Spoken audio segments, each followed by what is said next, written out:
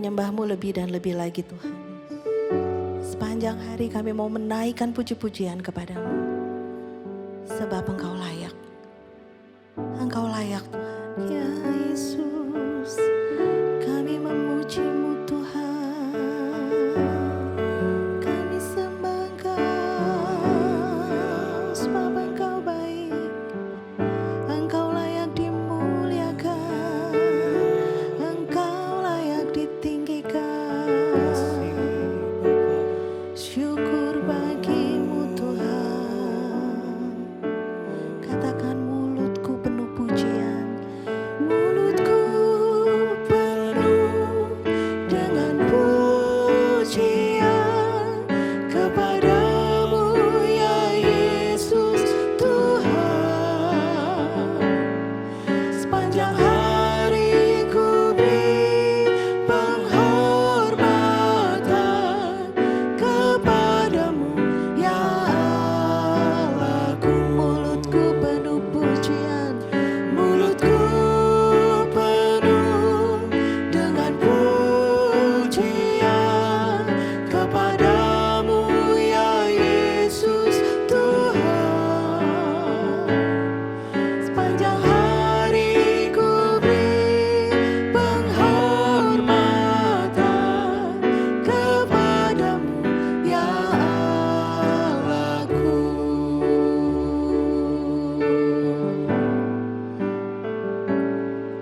Tuhan, Kaulah pengharapanku. Ku percaya hanya kepada-Mu. Yesus Allah perlindunganku. Engkau yang selalu ku puji. Tuhan, Kaulah pengharapanku. Ku percaya hanya kepada-Mu. Katakan Yesus Allahku. Yesus Allah perlindunganku. Engkau yang selalu ku puji. Mulutku penuh pujian. Mulutku penuh dengan pujian kepada-Mu ya Yesus Tuhan. Sepanjang hari ku beri penghormatan kepada-Mu ya Allahku. Mulutku penuh dengan pujian kepada-Mu ya Yesus Tuhan. Sepanjang hari ku beri penghormatan kepada-Mu ya Allah. Katakan sepanjang hari ku beri penghormatan kepada-Mu ya Allahku. Sekali lagi katakan sepanjang hari ku beri penghormatan kepada-Mu ya Allahku. Haleluya, kami menyembah, kami tinggikan nama-Mu. Sungguh Kau layak dimuliakan. Syukur bagi-Mu Tuhan.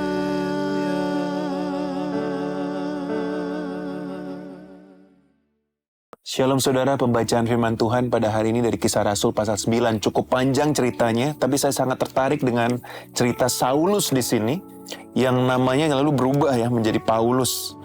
Dan di situ pasal 9 ayat 1 sampai 19. Nah, saudara bisa melihat sendiri dalam pembacaan nanti setelah renungan ini dibacakan penuh satu pasal ini.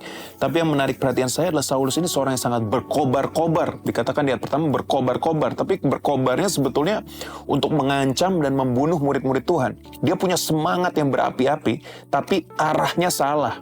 Hatinya mungkin tepat karena dia ini orang-orang yang sangat terpelajar dan dia ini memang melayani, tetapi arahnya salah. Jadi hatinya baik sebetulnya. Dia ingin membela agamanya, tapi arahnya salah. Nah, apa yang terjadi saudara begitu encounter dengan Tuhan, lalu dia buta. Setelah dia buta selama beberapa hari, didoakan sama Ananias. Lalu di ayat yang saya ambil di ayat ke-18, saudara. Setelah didoakan sama Ananias, dikatakan seketika itu juga seolah-olah selaput gugur dari matanya sehingga ia dapat melihat lagi. Ia bangun lalu dibaptis. Saudara, dalam kehidupan kita seringkali hati kita mungkin benar, niat kita benar, motivasi kita benar, tapi arah kita salah. Seperti Saulus ini, arahnya yang salah. Apa yang terjadi, saudara, begitu dia dijamah oleh Tuhan, selaput gugur dari matanya, langsung arahnya diperbaiki, arahnya berubah.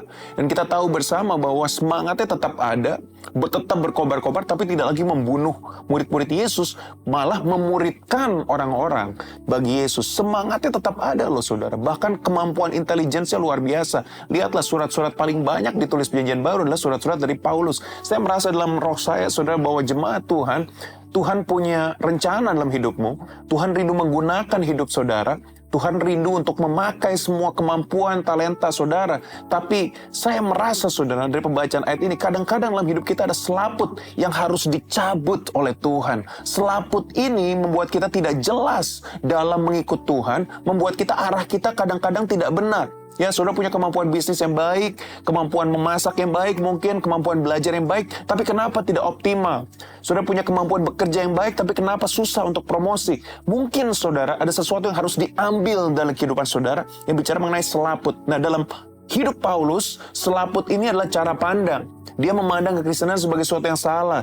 Dia memandang kekristenan sebagai satu ancaman buat agama Yahudi. Adakah saudara saat ini mungkin saudara lagi blur nih? Seperti saudara pakai kacamata hitam dalam ruangan gelap. Sehingga ruangannya sudah gelap, saudara malah pakai kacamata hitam tetap semakin tidak bisa melihat. Dan saudara sehingga arah saudara juga tidak jelas. Saudara mungkin kehilangan arah saat ini. Doa saya saudara, kalau Saulus seorang yang luar biasa ini, hidupnya diubah oleh Tuhan dengan selaput dicabut dari matanya. Saya berdoa supaya hari ini saudara, kalau ada selaput yang menghalangi mata saudara, mata rohani saudara, mata jiwa saudara, saya berdoa supaya selaput itu dicabut. Apakah yang menghalangi saudara selama ini? Mungkin saudara hati saudara keras, mungkin saudara belum bisa mengampuni orang, mungkin itu selaput saudara yang saudara harus minta untuk dicabut hari ini. Mungkin bicara juga mengenai kepahitan, bicara juga mengenai kekecewaan, mungkin bicara soal keras hati. Ada orang-orang tertentu saudara yang tidak mau belajar. Ya, pokoknya maunya begitu aja, resepnya tetap sama, cara bekerja tetap sama, tidak mau kenal teknologi baru, tidak mau membuka peluang yang baru. Ya, sepertinya mata hatinya tertutup. Saya berdoa saudara supaya semua selaput-selaput ini diambil dalam hidup saudara. Kalau Saulus aja selaputnya gugur dari matanya, dia dipakai Tuhan luar biasa. Biarlah selaput-selaput yang menghalangi hidup saudara pada hari ini saudara, saya doakan supaya itu gugur juga dari mata hati saudara. Mari kita berdoa. Tuhan, kami bersyukur buat cerita Saulus, di mana hidupnya diubahkan ketika selaput gugur dari matanya. Kalau ada Tuhan, hal-hal yang menghalangi mata rohani kami, hal yang menghalangi mata kami untuk melihat jalan-Mu, melihat visi-Mu, melihat arah-arah-Mu Tuhan. Kami berdoa supaya hari ini Engkau cabut selaput itu dari mata hati kami, supaya kami bisa melihat, sehingga kami tidak lagi seperti Saulus Tuhan, yang buta dan gak bisa kemana-mana, tapi kami seperti Paulus, yang hidupnya diubahkan. Bukan lagi dia menganiaya murid Kristus, tapi dia bisa memuridkan orang-orang bagi Kristus. Demikian juga hidup kami Bapa, ketika selaput dicabut dari mata hati kami, biar kami semakin efektif dalam mengembalakan, memuridkan orang-orang bagi kerajaan Allah. Kami bersyukur Bapa, pesertai kami sepanjang hari ini. Jangan ada lagi selaput yang menghalangi mata kami. Dalam nama Yesus kami berdoa. Amin. God bless you. Sampai ketemu di kesempatan berikutnya. Kisah Para Rasul 9. Saulus bertobat. Sementara itu berkobar-kobar hati Saulus untuk mengancam dan membunuh murid-murid Tuhan. Ia menghadap imam besar, dan meminta surat kuasa daripadanya untuk dibawa kepada majelis-majelis Yahudi di Damsyik, supaya jika ia menemukan laki-laki atau perempuan yang mengikuti jalan Tuhan, ia menangkap mereka dan membawa mereka ke Yerusalem. Dalam perjalanannya ke Damsyik, ketika ia sudah dekat kota itu, tiba-tiba cahaya memancar dari langit mengelilingi dia. Ia rebah ke tanah dan kedengaranlah olehnya suatu suara yang berkata kepadanya, "Saulus, Saulus, mengapakah engkau menganiaya aku?" Jawab Saulus, "Siapakah engkau, Tuhan?" Katanya, "Akulah Yesus yang kau aniaya itu. Tetapi bangunlah dan pergilah ke dalam kota, di sana akan dikatakan kepadamu, apa yang harus kau perbuat." Maka termangu-mangulah teman-temannya seperjalanan, karena mereka memang mendengar suara itu, tetapi tidak melihat seorang juga pun. Saulus bangun dan berdiri, lalu membuka matanya, tetapi ia tidak dapat melihat apa-apa, mereka harus menuntun dia masuk ke Damsyik. 3 hari lamanya ia tidak dapat melihat dan 3 hari lamanya ia tidak makan dan minum. Di Damsyik ada seorang murid Tuhan bernama Ananias. Firman Tuhan kepadanya dalam suatu penglihatan, "Ananias." Jawabnya, "Ini aku, Tuhan."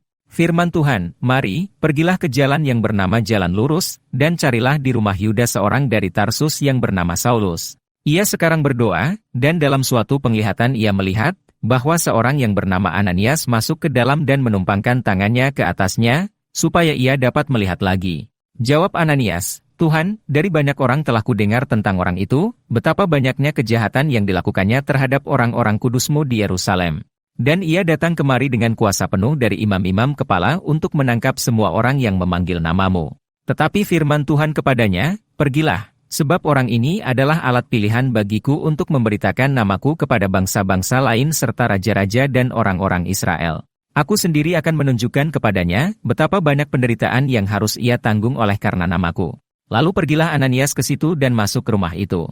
Ia menumpangkan tangannya ke atas Saulus, katanya, "Saulus, saudaraku, Tuhan Yesus, yang telah menampakkan diri kepadamu di jalan yang engkau lalui, telah menyuruh aku kepadamu, supaya engkau dapat melihat lagi dan penuh dengan Roh Kudus." Dan seketika itu juga seolah-olah selaput gugur dari matanya, sehingga ia dapat melihat lagi. Ia bangun lalu dibaptis. Dan setelah ia makan, pulihlah kekuatannya. Saulus dalam lingkungan saudara-saudara. Saulus tinggal beberapa hari bersama-sama dengan murid-murid di Damsyik. Ketika itu juga ia memberitakan Yesus di rumah-rumah ibadat, dan mengatakan bahwa Yesus adalah anak Allah. Semua orang yang mendengar hal itu heran dan berkata, "Bukankah dia ini yang di Yerusalem mau membinasakan barang siapa yang memanggil nama Yesus ini? Dan bukankah ia datang ke sini dengan maksud untuk menangkap dan membawa mereka ke hadapan imam-imam kepala?" Akan tetapi Saulus semakin besar pengaruhnya. Dan ia membingungkan orang-orang Yahudi yang tinggal di Damsyik, karena ia membuktikan bahwa Yesus adalah Mesias. Beberapa hari kemudian orang Yahudi merundingkan suatu rencana untuk membunuh Saulus. Tetapi maksud jahat itu diketahui oleh Saulus. Siang malam orang-orang Yahudi mengawal semua pintu gerbang kota, supaya dapat membunuh dia. Sungguh pun demikian pada suatu malam murid-muridnya mengambilnya dan menurunkannya dari atas tembok kota dalam sebuah keranjang. Setibanya di Yerusalem, Saulus mencoba menggabungkan diri kepada murid-murid. Tetapi semuanya takut kepadanya, karena mereka tidak dapat percaya bahwa ia juga seorang murid. Tetapi Barnabas menerima dia dan membawanya kepada rasul-rasul dan menceritakan kepada mereka, bagaimana Saulus melihat Tuhan di tengah jalan dan bahwa Tuhan berbicara dengan dia dan bagaimana keberaniannya mengajar di Damsyik dalam nama Yesus. Dan Saulus tetap bersama-sama dengan mereka di Yerusalem, dan dengan keberanian mengajar dalam nama Tuhan. Ia juga berbicara dan bersoal jawab dengan orang-orang Yahudi yang berbahasa Yunani, tetapi mereka itu berusaha membunuh dia. Akan tetapi setelah hal itu diketahui oleh saudara-saudara anggota jemaat, mereka membawa dia ke Kaisarea dan dari situ membantu dia ke Tarsus. Selama beberapa waktu jemaat di seluruh Yudea, Galilea dan Samaria berada dalam keadaan damai. Jemaat itu dibangun dan hidup dalam takut akan Tuhan. Jumlahnya makin bertambah besar oleh pertolongan dan penghiburan Roh Kudus. Petrus menyembuhkan Eneas dan membangkitkan Dorkas. Pada waktu itu Petrus berjalan keliling, mengadakan kunjungan ke mana-mana. Dalam perjalanan itu ia singgah juga kepada orang-orang kudus yang di Lida. Di situ didapatinya seorang bernama Eneas, yang telah 8 tahun terbaring di tempat tidur karena lumpuh. Kata Petrus kepadanya, "Eneas, Yesus Kristus menyembuhkan engkau, bangunlah dan bereskanlah tempat tidurmu." Seketika itu juga bangunlah orang itu. Semua penduduk Lida dan Saron melihat dia, lalu mereka berbalik kepada Tuhan.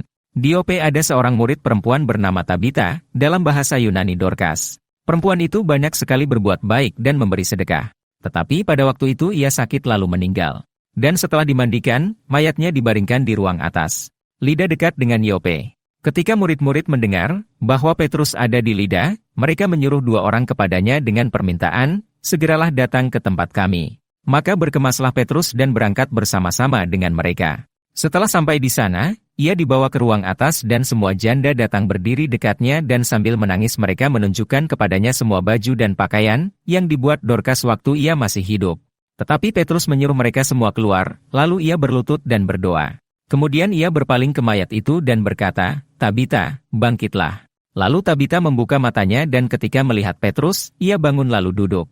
Petrus memegang tangannya dan membantu dia berdiri. Kemudian ia memanggil orang-orang kudus beserta janda-janda, lalu menunjukkan kepada mereka bahwa perempuan itu hidup. Peristiwa itu tersiar di seluruh Yope dan banyak orang menjadi percaya kepada Tuhan. Kemudian daripada itu Petrus tinggal beberapa hari di Yope, di rumah seorang yang bernama Simon, seorang penyamak kulit.